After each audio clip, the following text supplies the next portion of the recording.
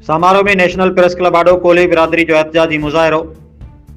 गोठ मोतीराम माली जे रहवासी कोली बिरादरी पारां नेशनल प्रेस क्लब समारोह ऐं पुलिस स्टेशन समारोह आडो एहतजाजी मुज़ाहिरो कयो वियो, जंहिंमें औरतुनि ऐं ॿारनि शिरकत कई। एहतजाज कंदड़नि जो चवणु हो त काछेला बिरादरी जे माण्हुनि हमलो करे 4 औरतुनि सीता ज़ाल कलू, भारती धर्मी, सगीता धी कमेश, ऐसरी धी रामचंद ऐं हिकु मर्द कल्लू कोली खे सख़्तु ज़ख़्मी कयो, पर पुलिस केस दाख़िल करण लाइ तयारु नाहे। मुतासिरीन, जिन में खैमशी कोली, कालनू, चमन ऐं राणू कोली शामिल हुआ, इल्ज़ाम हयो त बाअसर माण्हू गुलाम हुसैन काछेलो, हक नवाज़, रब नवाज़ ऐं वली मोहम्मद काछेलो इन्हनि जे घरनि ते हमलो करे औरतुनि ते तशदुद कयो, पर पुलिस संदनि फ़रियाद ॿुधण लाइ तयारु नाहे। एहतजाज कंदड़नि मुतालबो कयो आहे त ज़िम्मेवारनि ख़िलाफ़ केस दाख़िल करे खेनि फौरी तौर गिरफ़्तार कयो वञे त जीअं इंसाफ़ मिली सघे। Report doctor Hemlal Baghani, divisional bureau chief. समारोह शहर के थाने पे खड़े हैं, जहाँ पे काछेलो कौम के सही कुछ लोगों ने कोली बिरादरी जो हिंदू कम्युनिटी से ताल्लुक़ रखते हैं, हारी किसान है, उनको पीटा है और मारा है, जिसकी वजह से ज़ख्मी हालत में अभी समारोह थाने पे पहुँचे हैं। मज़ीद हम इनसे जानने की कोशिश करेंगे कि उनको किस वजह से मारा गया है और यहाँ की पुलिस इंतज़ामिया उसके बारे में क्या कहने चाह रही है, उन्होंने क्या किया और क्या आप उनसे बात भी की है या नहीं की है। जो आपका क्या मसला था, जो किस लिए आप जो ये जंग हुई, जो लड़ाई हुई है, जिसको आपको किसने बंदूक आपको पीटा है? घना मन का बना में कर होई यती मार छोकरी जिते मधुर था, हमें हाई नाली चेना सही रमचंद ना गोठ में बैठा था। काले छोकरो तो जतो बेड़ा मारो भाई थी ने पंज छोकरी ने एक माई दे 8 जणा आया काछेला आया ने गिरफ्तारी के धकाड़ा घेरो करीने अकेला नी ताड़ी ना लाजी। हमें हमें बदे फर कटावा हमारे कोई नॉमिन थी ले तो कोई पुलिस एंटी जाती है माते हमें गरीबों ने कोई दई नहीं वेली हमारे गरीबों ने कोई दणी थी तो हमें तो रास्ता रोक कराया, हर गाल करावी। मुझी छोकरिया ही मारी घरवारिया ही भाजी छोकरिया ही मुझी वडी छोकरिया आई छोक भाजी छोकरिया ही भी मुझी भेणा ही वल खणदा वासी आई 8 जणा हुआ अजी पोयासी असा के घेरो कयो हमलो कंदे मना लठू उन्हनि वटि असां वटि का शइ हुई कोन्हे। होता है कि शेवा कच्छी जो द्राविड़ एसोसिएशन के एक मरकज़ी चेयरमैन है, उन्होंने जैसे भी सुनी है कि मेघवाल जो कोली कम्युनिटी के साथ एक जुल्म हुआ है, किस ज़मींदार ने इसको मारा पीटा है, जिसकी वजह से इनको ज़ख्म भी हुए, इन्होंने कोई एहतजाज भी किया था। इसी सिलसिले में जैसे इनको ये पता चला, उन्होंने पता किया तो वो फ़ौरन ही हमारे समारोह शहर के थाने पे पहुंच गए। मज़ीद इनसे जानना चाहते हैं कि ये मसला क्या था, माजरा क्या था, कि आपको उससे मुलाकात भी हुई है और SHO साहब से भी मुलाकात हुई है या नहीं है। अभी रिसेंटली हम थाने पर खड़े हैं, मज़ीद हम बताएंगे। सर आप बताएंगे ये असल माजरा क्या है? देखिए जी, ये आप मेरे पीछे आपको ये लेडीज़ नज़र आ रही होगी, ये गरीब मिस्किन कोली कम्युनिटी से वाबस्ता लोग हैं। ये पहला वाक़या नहीं है हमारी इन गरीब कोली भील मेघवाड़ द्राविड़ कम्युनिटी से। सिंध के अंदर देखें तो हर जगह पे इन हमारे मिस्किन गरीब लोगों के साथ जुल्म और नाइंसाफ़ी जारी है।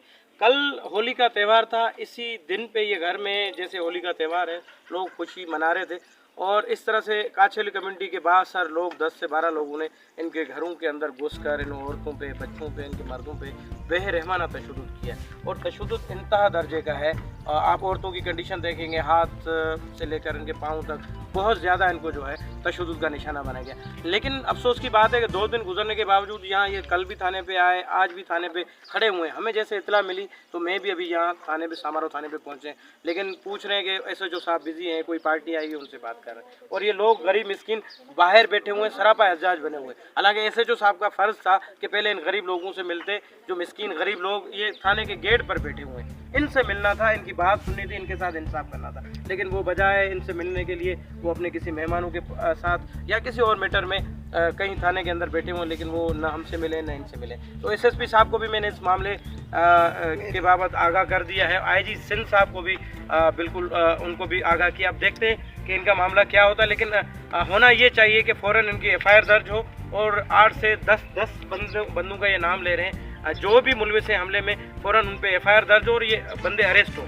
जब तक ये बंदे अरेस्ट नहीं होंगे, इनको सज़ाएं नहीं मिलेंगी, तो आज इन गरीब कोली कम्युनिटी के लोगों पे हमला हुआ है, कल किसी और कम्युनिटी और लोगों पे होगा, तो ये सिलसिला चलता रहेगा। जब तक इन जालिम वहशी लोगों के खिलाफ कार्रवाई नहीं होगी, तब तक हमारे गरीब मिस्किन लोगों के साथ नाइंसाफ़ी जारी रहेंगी। मैं एज ए पाकिस्तान द्राविड़ इत्तेहाद के चेयरमैन के तौर पर इस मामले की सख्त अल्फाज में मजम्मत करता हूँ और IG सिंध, DIG मिरपुर खास, SSP उमरकोट और SHO समारोह से ये मुतालबा करता हूँ कि फ़ौरन इस मामले का नोटिस लें, FIR दर्ज करें और जो मुलजिम हैं उनको गिरफ्तार करें। फ़ौरन माशाल्लाह तव्हां एक्टिव आहियो अॼुकल्ह ज़्यादा इन कम्युनिटियुनि सां, जेके द्राविड़ कम्युनिटी ते कोली मेघवाड़ भील, इन वीचारी कोली कम्युनिटियुनि सां हिकिड़ो नाजाइज़ हिकिड़ो थियो आहे, इन जे बारे में ॿुधाईंदो सर छा?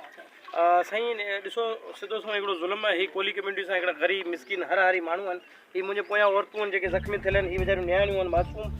हिननि ते काछेलो कम्युनिटी जे माण्हुनि होली जे ॾियारे ते हिननि जे घरनि में दाख़िल थी करे हिननि ते सख़्तु जेको सो तशदुद कयूं, हिननि खे कुआड़ी जा पाखा लटूं हणी जेको सो ज़ख़्मी कयो। हिननि में घणा जेके दाख़िल लॻियल आहिनि, पुठनि में हथनि में इंतिहाई जेको सो वहशतनाक तरीक़े सां हिननि ते तशदुद कयो वियो। हाणे एॾो अफ़सोसनाक वाक़ियो थियो आहे, 2 ॾींहं गुज़री विया आहिनि, पर अफ़सोस हिन समारोह थाणे पुलिस ते आहे, समारोह थाणे जे SHO साहिब ते आहे, त हिन को बि अञा ताईं कार्रवाई न कई आहे। अॼु ही माण्हू मजबूर थी हिन समारोह थाणे जे गेट ते सरापा एहतजाज थी वेठा आहिनि। असांखे जीअं इतला मिलियो, मां डिगड़ी ॾांहुं हुउसि, ईअं फ़ौरन अची समारोह थाणे ते पहुतो आहियां। हिननि खां सॼी मालूमात वरिती आहे ऐं SHO साहिब खे बि मालूमात ॾिनी आहे, SSP साहिब खे बि इन मामले बाबति आगाह कयो आहे। हाणे काछेलो कम्युनिटी सां वाबिस्ता जेके माण्हू आहिनि जिन हिन ते हमिलो कयो आहे, उहे सियासी ताक़तवर माण्हू आहिनि, सियासी तौरु ताक़तवर माण्हू आहिनि। उन्हनि जे ख़िलाफ़ु को बि पुलिस कार्रवाई करणु नथी चाहे।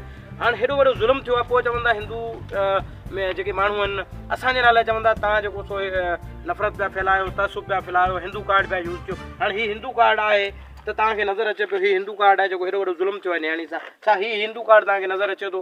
हीउ मिस्किन नियाणियूं आहिनि, मासूम नियाणियूं आहिनि। सिधो सो ज़ुल्म आहे। माण्हू सिंध छॾनि पिया, पाकिस्तान छॾे हिंदू कम्युनिटी जा माण्हू वञनि पिया सिर्फ़ु इन्हनि ज़ुल्म ऐं तशदुद जे करे।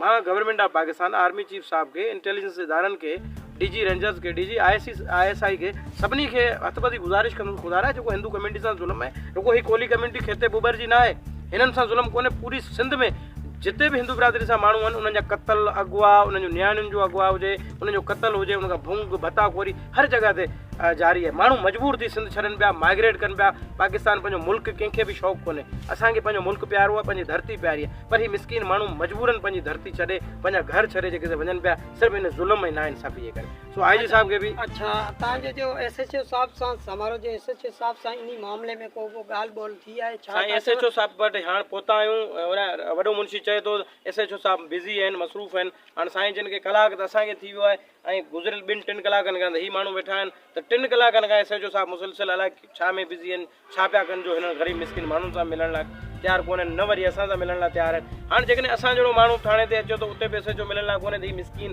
ग़रीब माण्हू हिननि लाइ त आउं सम्झां थो त कुझु ई कोन्हे, पोइ कानूनी आहे ई कोन्हे। तो सिधो सो ज़ुल्म आहे। IG साहिब खे नोटिस वठणु घुरिजे, DIG मिरपुर खास खे नोटिस वठणु घुरिजे, SSP उमरकोट खे नोटिस वठणु घुरिजे। ख़ुदा हीउ ज़ुल्म आहे, नाइंसाफ़ी आहे, बंदि थियणु घुरिजनि। हिननि जो केस दाख़िल थिए, जवाबदार अरेस्ट थियनि, छो नथी FIR दाख़िल थिए? एॾो वॾो ज़ुल्म, नाइंसाफ़ी थी पई आहे, FIR दाख़िल करणु घुरिजे पुलिस खे, FIR दाख़िल नथी थिए। सो सिधो सो ज़ुल्म आहे, माण्हू मजबूर थी पंहिंजी धरती छॾंदा, सिंध छॾंदा। हाणे अॼु हिननि माण्हुनि सां ज़ुल्म थियो आहे, हिननि जी दिलि चवंदी असां हिते रहूं। लाज़मी हर माण्हू ॾुखारो थींदो, तकलीफ़ थींदी त भॼी जिन छॾाईंदा, ॿियो छा कंदा? ॾिठो त हिते ज़ुल्म जी कोई इंतिहा आहे। हिननि जो चवण जे मुताबिक़ इहा आहे त असां सुबुह खां हिते बीठा आहियूं, एहतजाज पिया करियूं ऐं थाणे जे हिते अञा ताईं असांजी FIR न कटी वञे थी। हिननि जो चवणु हो त हिते असां कल्ह बि आयासीं पर हिते FIR नथी थिए। मसइलो इहो आहे त हीअ चवनि था त ग़रीब माण्हू जेके आहिनि, जेके ग़रीब मिस्किन आहिनि, उन्हनि जूं FIR नथियूं थियनि, हालांकि इंजर्ड आहिनि। इन्हनि जो हींअर रिसेंटली तव्हां ॾिसंदो त हिन जूं असांजो कैमरामैन ॾेखारींदो त हिते इन्हनि जी बाक़ाइदा इहे इंजर्ड आहिनि, इन्हनि जो ट्रीटमेंट हले पियो ऐं इन्हनि खे हींअर बि कैनुला लॻो पियो आहे ऐं ट्रीटमेंट हले पई। हीअ चवनि था त असां सुबुह खां हिते बीठा आहियूं पर असांजी दाद फ़रियाद नथी थिए, असांजी कोई FIR नथी थिए। ख़ुदा जेकॾहिं FIR न थींदी त असीं कंहिंखे दाद फ़रियाद ॾियूं। इन सिलसिले में सोशल एक्टिविस्ट जेके आहिनि उहो बि आया जी, हींअर कच्छी साहिब जी पहुची विया, उन्हनि बि चयो, उन्हनि बि ॻाल्हायो आहे। इन्हनि चयो त असीं हींअर थोरा मीटिंग में बिज़ी आहियूं ऐं इनशाला असां FIR कराईंदासीं। पर मसइलो ख़बर आहे, मसइलो असल में सभिनी खां इहो आहे त हिंदू कम्युनिटियूं जेके कोली, मेघवाड़, भील, इन्हनि सां अक्सर इहे प्रॉब्लम थींदा रहंदा आहिनि, पर उहे वीचारा गेट खां ॿाहिरि बीठा हूंदा आहिनि। अक्सर ॾिठो वियो आहे त उहे गेट खां ॿाहिरि बीठा हूंदा आहिनि, उन्हनि खे अंदरि अचण जी इजाज़त न हूंदी आहे उहे वीचारा अंदरि ॻाल्हाए नथा सघनि हिकिड़े सिपाही सां नथा ॻाल्हाए सघे SHO सां छा ॻाल्हाईंदा हिननि जो चवण जो मतिलबु इहा आहे त ख़ुदारा तव्हां घटि में घटि इन जी दाद त वठो तव्हां इन जी फ़रियाद त ॿुधो तव्हां इन्हनि सां जेके ज़ुल्म थियनि था उन्हनि जो FIR त कयो पोइ अॻिते जेके कोर्ट मैटर या अॻिते थियनि था उहे बाद जी कहानियूं आहिनि त मां वरी बार बार इहो चवंदुसि त जेके ग़रीब कम्यूनिटियूं आहे इन्हनि सां इंसाफ़ कयो वञे इन्हनि जो हिकिड़ो ई मुतालबो आहे त असां सां इंसाफ़ कयो वञे ऐं जेको सामने वारी धुर आहे जेके जीअं असांखे मारियो आहे असांखे कुटियो आहे असांखे हिकिड़े अपाज करण जी कोशिशि कई आहे इन अपाज करण वारनि किथे FIR त थिए छा असीं ग़रीब आहियूं इन जे लाइ असां ते FIR नथी थिए या असां सां ज़ुल्म जी कोई इंता आहे इहा ईअं न थींदो आहे इहो हमेशह इहो अक्सर थींदो रहंदो आहे त इहा हिकिड़ो इंसाफ़ करणु खपे असां काइंडली SHO समारोह खे चवंदासीं त हिननि जी फ़ौरन FIR कई वञे त जी हिननि सां इंसाफ़ थी सघे।